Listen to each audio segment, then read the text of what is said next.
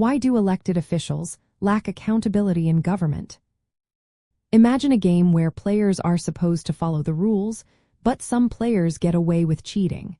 That's similar to what happens when elected officials don't face consequences for their actions.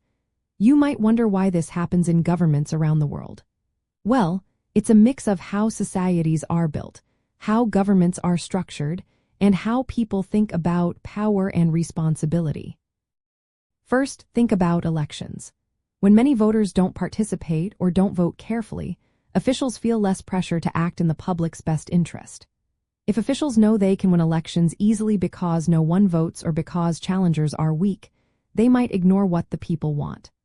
Sometimes, officials run unopposed or face candidates who are not serious, making it even easier for them to stay in power without being held accountable.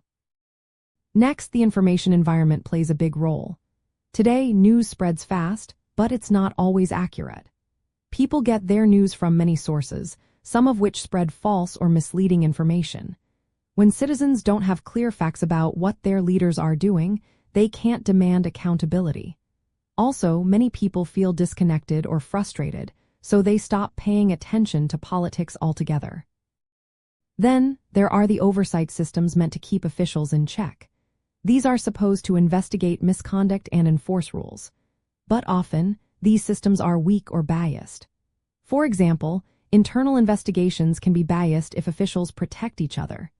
Independent watchdog groups or oversight bodies may lack the power or resources to do their jobs properly. Sometimes, political leaders interfere with investigations to hide wrongdoing. Legal protections also help officials avoid punishment. Some laws or court decisions make it hard to prosecute or sue elected officials, even if they break laws or act unethically.